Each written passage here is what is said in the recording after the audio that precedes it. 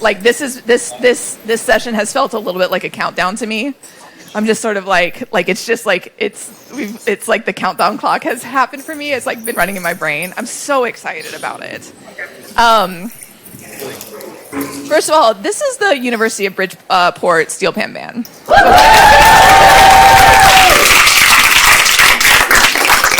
They were the ones that welcomed you into the summit this morning, and their program is incredible. Russell Fisher, who is the chair of the music department, is their director, who's on the drums right now. Russ also gave me the supreme opportunity to work with the composition students at University of Bridgeport. And I just want to point out my 3 students who are frantically running around. But my students are Riley, Tiff,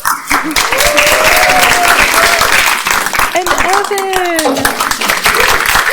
And to have a full circle moment, this has been an incredible year because not only have they read Red Helicopter, we've dialogued about Red Helicopter, they've seen Red Helicopter, but they also were the ones that arranged this arrangement that you're going to see, that you're going to hear from Red Helicopter. So I just wanted to point that out.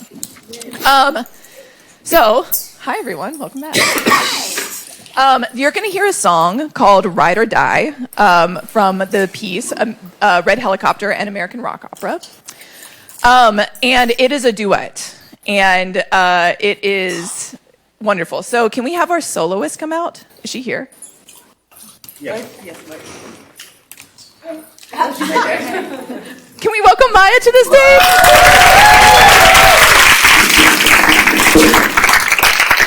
So Maya is also one of my students at University of Bridgeport. She's supremely talented.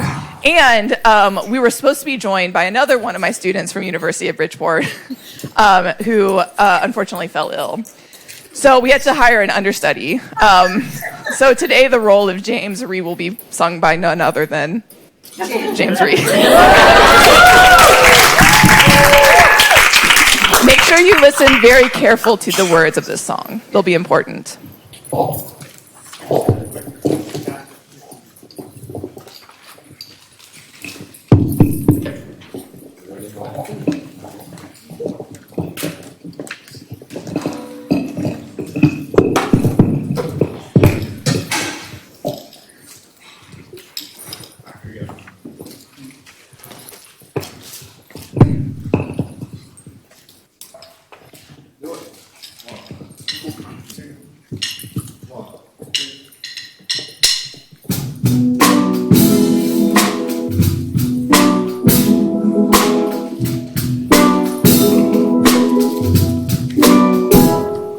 What is it with this man?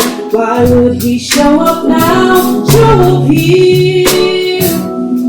These things don't happen every day. There must be a plan. Must be a reason. Does he know I'm here? Will he see what makes me stay? Dealing with life, with pain, with hope. We gotta live some way.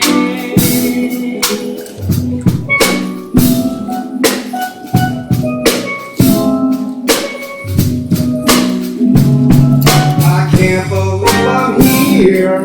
What a cruel joke this all must seem to her. I'm a fish out of water.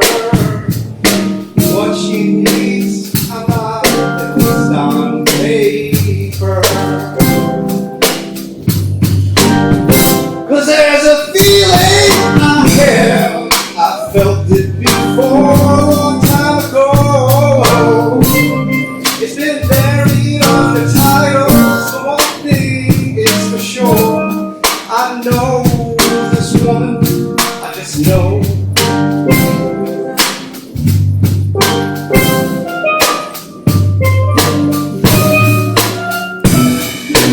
Will you be there for me in the end? When all hope is lost, no friends to be seen. When the world turns its back on all that is good, all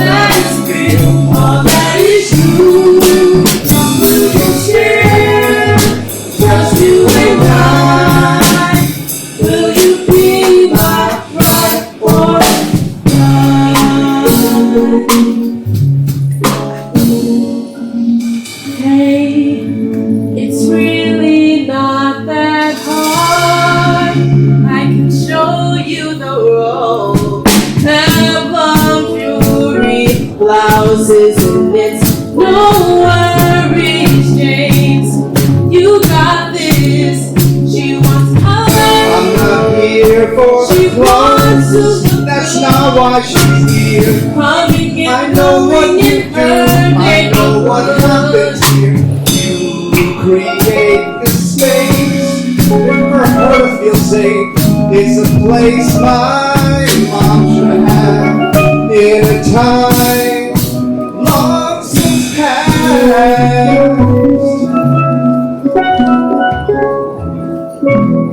Will you be there for me in the end? When all hope is lost, no friends to be seen. When the world turns back, all that is good, all that is real, all that is true. We share just you and I. Will you be my friend? Are you all in? Do you have my back? 'Cause Cause this will only work if we we do this together.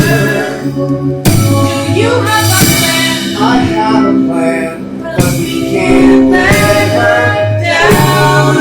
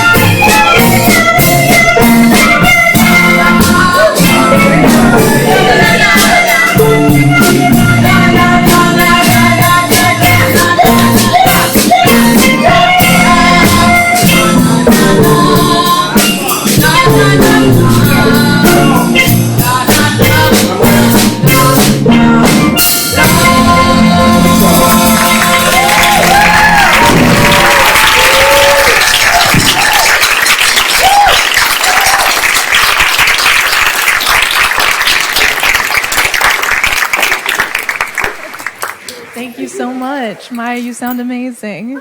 So that song was actually written by Jasmine Barnes and James. And Maya's the first person to sing it that's not Jasmine. Is that correct? Right. We tried to have it be not Jasmine and James, but James is difficult to replace, to be honest. I'm going to try and keep this short, but I do have the immense pleasure of announcing our keynote speaker today, which is actually... it's a simple job, but it's not an easy job, if you know what I mean. So on the surface, my job looks like I'm just introducing the keynote speaker, right? But cultural innovation, I've prepared my speech because it all ties together. But cultural innovation, like the arts and humanities, is not about the surface, nor is it about what is easy. So I'm here to introduce James Rhee as our Cultural Innovation Lab at Yale Ventures 2026 Artist in Residence and our keynote speaker. Should be easy, right? Give it up, yeah.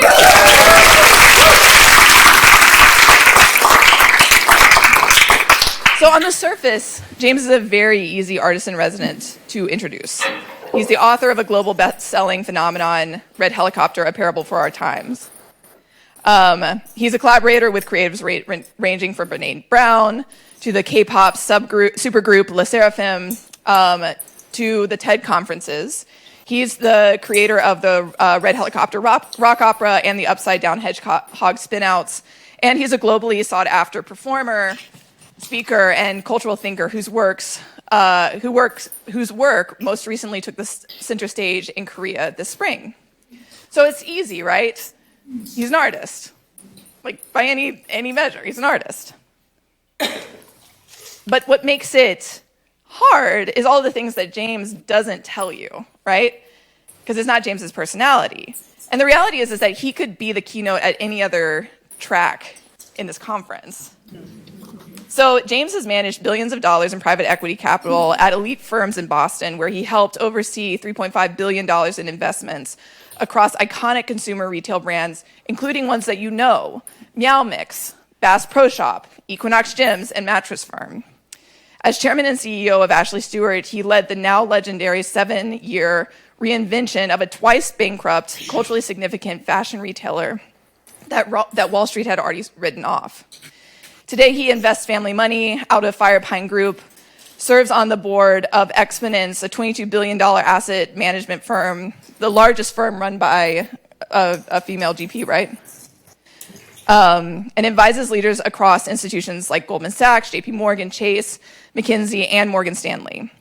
His leadership has earned him recognition from EY as the Entrepreneur of the Year, the National Retail Federation. He's also the chair of entrepreneurship at Howard University and a celebrated lecturer at MIT. Really think about that. Where he teaches and speaks on leadership, systems thinking, the future of intelligence, and human-centered businesses. So this is not an easy task. Because how do you introduce an artist who is also a majorly successful investor? Or how do you introduce an investor who writes musicals and travels the world performing them? Introducing James is simple. He has done all of these things and more. I could tell you about his days teaching high school. I could tell you about his recent election as the board member of the National Humanities Center. I could tell you about his multiple degrees from Harvard. But instead of any of this, I would like to tell you what James means to me. So I met James 4 years ago when I was an artist looking at investment models for the first time, like a lot of us are right now. I was a student at the Yale School of Music who was invited to meet James for lunch by our executive director at Sci-City. At lunch, James ordered a cheeseburger and Coke, which I thought was interesting because people at Yale don't usually order cheeseburgers and Coke. At lunch, James wanted to talk about music, and I wanted to talk about leveraged buyouts. 2 days later, he sent Claire and me an email that said, and I quote, and I wish we had this picture, "Thanks for hosting and for lunch, Claire. Please convey the same to your entire team. Francis, we've got some rock opera conversations ahead of us, hopefully soon." And so that email was sent on February 25th, 2023. And I like to joke that 3 years later, the rock opera is all but written, and now he's a featured speaker at the Opera America conference. So when James sets his mind to something, it happens. He does not lose, and more importantly, everyone around him wins together. And I want to talk to you about what that means. James has been at these innovation summits as long as the Innovation Summit has had an art track. When I was a student and I had no budget for Yale to build this. And he's been here for 3 out of the 4 years that we've hosted this track. But I actually want to talk about the 1 year that he didn't come. The reason that I was trying to talk to James about leverage buyouts at that first lunch, because I was dealing with my own quote-unquote failing company called Midnight Oil Collective. We were a mess. My job as CEO was to raise capital, but I was struggling. I went to Boston to meet with James, who took me out for hot chocolate. Over what was probably the best cup of hot chocolate of my life, James laid it bare. What I was doing wasn't going to work. And I left that meeting red-faced and angry. What did this dude know about artists? What did he know about what I was trying to do? But by the time I had driven back to New Haven and worked through James's logic, I realized that he was unequivocally correct and that I had to make major changes. James likes to tell this story as though I didn't invite him that fateful 2024 year because I was mad. But the reality wasn't quite that simple. In 2024, I had to consolidate Midnight Oil Collective. I had to reckon with real financial decisions that I had made, including making a lot of investments into ideas that weren't going to create a return. Friends were angry, collaborators felt let down, and many people and institutions, including Yale, simply didn't care how much we were struggling. And isn't that just a perfect metaphor for how many of us feel right now in these times?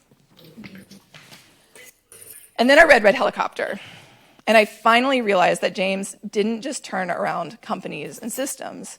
He reimagines them. He reinvents them in a way that the world was only just starting to realize. James didn't come to the summit in 2024, not because I was angry, but because I was ashamed. I still beat myself up for that time. And I tell my venture associates, I'm like, you've made mistakes. You haven't put real people's money into ideas that were just never going to work. Recently, James, on a panel that we were both at in Milwaukee with Mara, heard me be critical about myself, and he said, you don't need to do that. That time was formative to the way that you're running things now with the state of Connecticut. And that is James to his core. His philosophy is a kick in the pants and a hug. He's ruthlessly truthful and endlessly kind. He has the vision of Steve Jobs and the heart of his Korean mother. He is the embodiment of agency and mutualism. He believes that everyone should be what they could be. You will never work harder than you will when you work with James. But as hard as you work, he will be there, matching you stroke for stroke, working just as hard, if not 10 times harder, to build a better world. That's where the artist and the investor James meet, in the profound belief, not in technology, but in the possibility and potential of messy humans. That is where cultural innovation, I'm getting a little emotional actually about that. That is where cultural innovation happens, and that's why I believe that Red Helicopter will change the world. In my world, or in James's world, the people that I love, my artists, my foster kids, my family from Appalachia, thrive.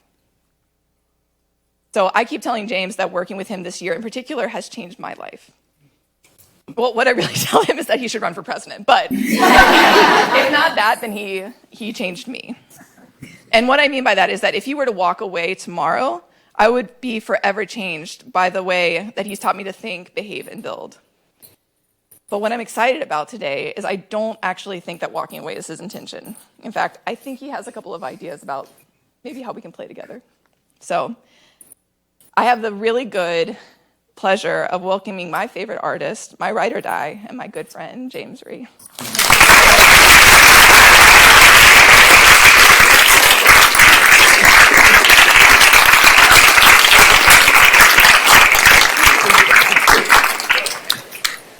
Oh. Can I say one more thing? Yeah.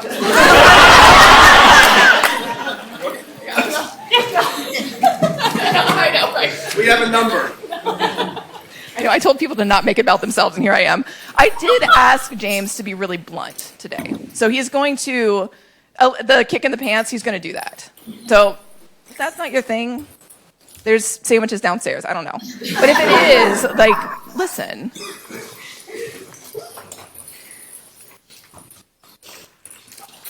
So I'm going to pay Francis a compliment. So I think some of you know, some of you don't. It's always tricky because some of you read the book, know the story, some of you don't. And so the art is to how do you get everyone to the same place. So for those of you who know the story. But in 2013, when I was stripped of like everything, my credentials, my dad's dying, and the world's laughing at me, there was just a core group of people, 99% of them being black women, who were the only ones who didn't laugh at me. And they said, we think you are the guy. And I was both grateful for that, but also when someone believes in you like that, you don't want to let them down. And I worked really hard to be the best version of myself for 7 years for them. And we created greatness together. And so, same thing, Francis. Even though, like, you're my kids, my son at Yale, I'm like a young dad. You got to know that, like, I am grateful that of all the very intelligent people with high degrees and whatever you saw through everything, and I am grateful. It's both wise, and it's also, it's motivated me, just like for you. Like, I wanted to make sure I am my best self to help you do what you're doing here. Okay? So, that is how agency and mutualism work. That's the core of this. It's what you heard in the song. It's trust. And it takes a long time to establish it. And it's not words. It's all behavior. So today we're going to just talk about behavior and facts. Not words, not accounting, math. It's just truth. And sometimes truth sucks, particularly when you hold it up to yourself. And that's what Francis is saying. I generally talk in parables. That's why the book is written as a parable. I'm like Grandpa Simpson. Right? That's why I compose songs that are folk songs. These are truths that I'm sort of looking at everyone saying, you get it? But sometimes people don't get it. And so this time I'm going to be a little bit more just like, this is what I'm saying. What do you think Red Helicopter is? Okay? So I'm going to not do that. Because we all know in an education environment, the best form of learning is that people have to get there on their own terms. You can't scream at them. You can't, you know what I mean? Like, people have to get there, and you have to be respectful. But I am worried, given the pace of what's happening with my West Coast buddies, thus the vest, I'm getting worried about time. I'm worried. And so I can't wait anymore. So I'm going to be much more blunt, and I'm being much more direct in the world these days, which I don't want to do. So at the end of this is an invitation, a tangible, palpable invitation with a dollar sign, okay? But the way that things work, it's all behavior. It's intellectual, social, behavioral capital first. Money comes last. That's how I build things, and that's how ecosystems sustain. I get it. A lot of people are building ecosystems with money, and they're influencing behavior. And it'll create havoc, but they will crumble. They will.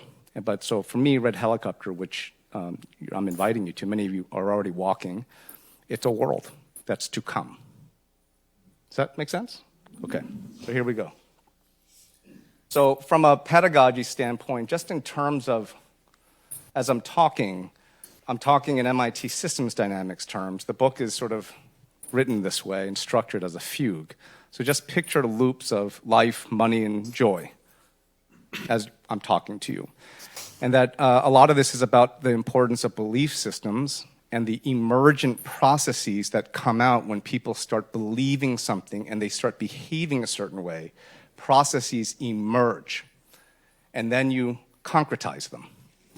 Oftentimes, we try to concretize first and then force a belief system, which is what AI is, by the way. AI is a belief system.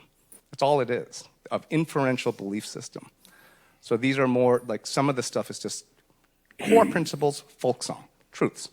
So at the end, it's an invitation to help build more processes that will create some concretized infrastructure.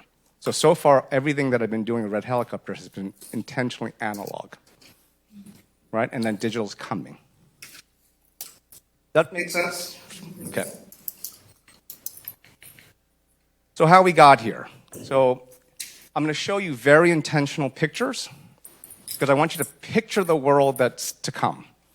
So, okay, so picture yourself in 2028. Who will be in these pictures? So I'm going to show you two examples of pictures. One is what's happening with Red Helicopter. As an example, you can think of it as a brand, as a change agent, as a civics experiment, as an entrepreneur. Don't care how it's all same process. The second one will be Ashley Stewart. You'll see the same pictures. There's a process to how you create massive systems change. And so the third one we're going to do together, hopefully in the years to come. First of all, like any narrator, how we got here. So this is what Francis was saying. This is my life in the state of Connecticut and Yale. Some of you are here. Michael. Like, that was the end of, who's on the panel with me in 2023? And like, so we're going through this. That's Emily and Francis in Boston at the Quinn Club with the BLO director talking about opera right after the first summit, saying, what are we going to do? It ends with 2026, me and Michael Bobbitt holding up potatoes down at his conference 2 weeks ago. But in between, you've got, Kit's there, and there's Liz Shapiro makes her appearance. It's been 3 years of investing in relational capital, social capital, intellectual capital, which is why at the end of this, when I say I throw out a $, I want you to know 3 years has passed. Just like Ashley Stewart, it was all relational social capital, and then we made a lot of money, and we shocked the world. And this is how things get done. You have to pay. So what happened in 2024 other than Francis not inviting me to the conference? In truth, I was busy. I live in Massachusetts, and Connecticut is and Yale are one of my worlds. But I'm around, right?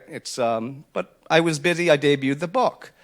And now as we talk about monetization and product, this was the #1 nonfiction book in the United States of America.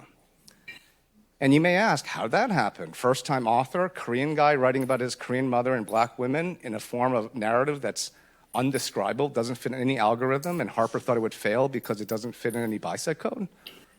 Exactly. Right? So this is like algorithm-busting creation. Like I was not going to write, my agent's the same agent as Ray Dalio. They wanted me to write a book that said how to make a ton of money, how to be CEO. So I refused to do that. I won't do it, right? So I wrote some stupid book called Red Helicopter, which I knew it was a brand. And I was like, we're going to do it this way, and it's going to win sustainably. But I want you to know, like, I'm going to withhold all false modesty. This opened as the #1 book in the United States of America. Okay. I wrote a musical. The book is structured as a piece of music. There's original music on the website. The book literally is music. Frances was one of the few people who, when she read it, said, it's music. Exactly. It's an opera. These are some of the people involved. And so in the credits, I said, I wanted to write a book that was honoring Leonard Bernstein, Elgar, and Bruce Springsteen at the same time. And so I put it out there to the readership. Most people didn't read it, or they didn't see it. They didn't get it. I'm like, no, I'm conveying, using music to convey oxymoron. Right? How do you do like hyper-emotional intelligence, which is going to be the type of intelligence that will be so critical over the next 5-10 years, when a lot of deductive and linear intelligence will be a commodity. Thus the importance of the humanities. The book had to start at Howard. Had to. I am a Korean man who's chairing entrepreneurship at Howard University for the last 6 years. And generally people don't ask. Like, are you curious why that happened? Ask. Like, ask me. People don't ask. They just look at me and go, oh.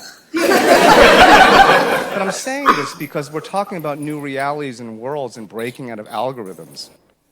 This has never happened before, nor has a joint appointment at Howard and MIT and now it's never happened before. And so again, I'm being blunt, like these are the things. I'm saying, look world, look what can be. The book spread this way. Anytime you do cultural innovation, you have to, as a systems theorist, have to hit all of these at the same time. Money, civics, arts, education. So the reason why the book it's spreading, it's all of these channels got the same message, but it was just communicated in a slightly different language. One's music, one over-indexes math, right? One over-indexes my legal background, but it's the same change process. It's fluency. And that applies to societies and races and peoples, right? It's a layer of complexity of communication that AI can't do. It can't do it. And so that's TCG, that's Sony Music, and that's, oh my gosh, what's her name? I'm blanking on her name. Ruthie Ann Miles, right? So like these people started appearing. And you look at these faces again when we talk about 2028. It's these type of faces. They will be necessary to do what you're all talking about. Weird bedfellows all over the place that will deliver an institution. Because I am skeptical the institution can do it. It's going to take individuals to get the best out of an institution and to do it laterally. I went to real America. So in business terms, that's 1,200, the federal government asked me twice to teach about the book to its 1,200 SBDC centers on 900 campuses. Small business owners, real America, right? They're working hard. And I want you to know, like, Red Helicopter was one of the only things they could agree on because they were also split from political parties. They're like, oh, invite Red Helicopter back again. We like it. I want you to think about that from like a narrative standpoint, but also distribution. For all the pictures you're looking at are distribution for your art. It's not in a theater. It's distribution, like the book. It went city to city, and I told HarperCollins we're going to run a Federalist Papers campaign. And I'm a humanities background from Harvard. That was what I studied. So like, this is the Federalist Papers. We're at the re-beginning of the Union, and that we were going to civil war. I've been saying this for 13 years. So anyway, so here we are, 2026. I'll leave that. Maddie's like, good cliffhanger, right? Next episode, YouTube, next week. But this is reality of things. This has been happening right under our noses, and we all know it. We do, right? It's been happening. So here we are, 2026. Again, framing this in the context of the invitation. This is not like a victory march. This is like, look what's happening. Many people didn't really understand the book in 2024. Some people did. People were like, oh, it's a parable? About what? I was like, oh, about humanity, about you, about the existence of a nation state, about hyper-agency in a world that everyone wants to take it away from you, both machine and government. It's the only thing. It's about humanity. Oh, I don't have to convince people about that anymore. In 2026, now people are coming back and saying, oh, this is Red Helicopter. Highly neurodivergent, empathy, intelligence around the corners. In Korean, that's nunchi. Co-founder of Anthropic saying, study the humanities. So these quotes are coming now from the people who are dominating industry right now. This is what they believe the future of intelligence is. And so things are looping back. And they're saying, oh, is that what that is? Yes, it is that. So some good news for you. It took many years, but in 2025, last year, I keynoted the Business School Deans Conference. Your artist in residence keynoted the 1,200 Business School Deans Conference on what the worth of a business school degree was. It was me and Ethan Pollack, the head of AI at Wharton. And think about it. It's about agency. What should we do? Later this year, one of the most senior professors at Harvard Business School at Harvard University is publishing a case, finally, on what we did at Ashley Stewart and Red Helicopter. It took 13 years. This is going to be taught as pedagogy at Harvard Business School. So when you talk about impact, like it or not, and I have my mixed feelings about Harvard, 1,200 business school deans are going to look at Harvard Business School and ask, what is orthodoxy? Things change, right? And it takes time. I wanted to go faster, but this is a big thing. She's won 12 direct reports to the president of the university, Rebecca. That's the former Secretary of Education. Francis came and watched. New York State teachers is using the book and training their teachers in book clubs, and I'm keynoting their Regents Conference in October to think about how to completely change New York State education, public schools, which I am a beneficiary of. Systems change takes time. People laugh at this picture now. I used to laugh. It's a systems view. The technologists that some of you probably don't like, I don't like many of them, they have a belief system and a worldview, and they're implementing it right now. Very, very intelligently and efficiently. They're really smart. Many of them have backgrounds in the humanities. They're philosophers. And they're really good with money and really good with tech. They're fluent. And they don't care. They have a different belief system, and they're forcing it through very high scalable tech and money. You have a belief system. I think many of us share many of that belief system. Why can't things like this, kindness, humanities, be as audacious and as courageous and as forceful as hate and power? It has to be.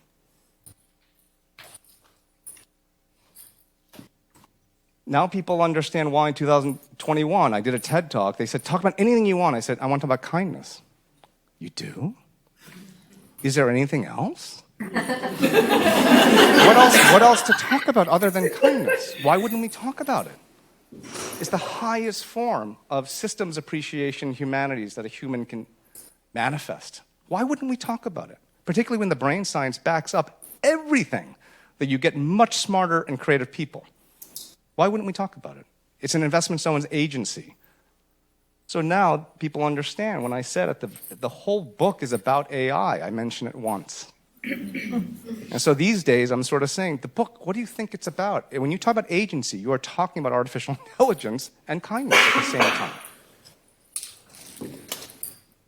BTS released an album called Arirang.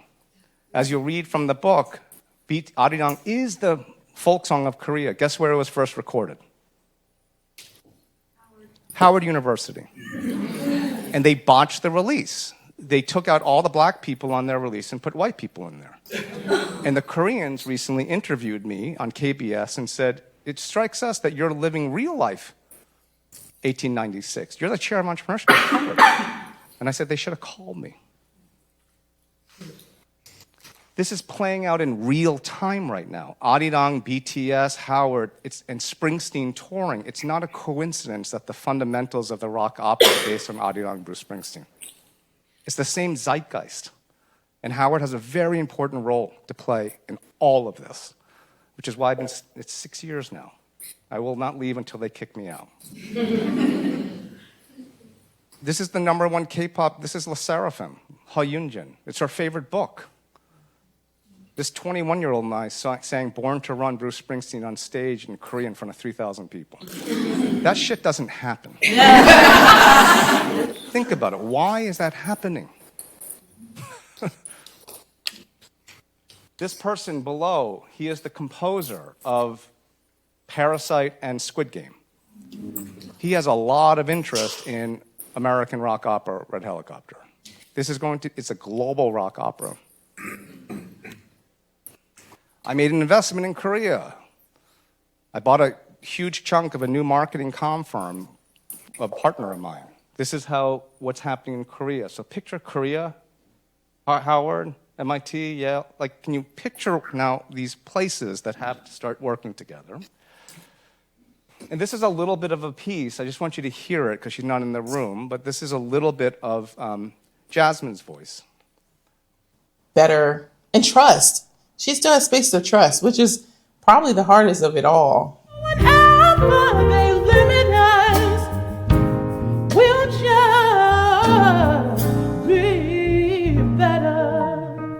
Not here for fortune or for fame. Just want my sisters to have a place. This is more than a job for me. It's my identity. Corporate keeps on playing games. 20 years still looks the same. I work hard and don't see change. When do I get grace? When do I get better? When do we see care? Are we just a number? Do we even matter? Ooh.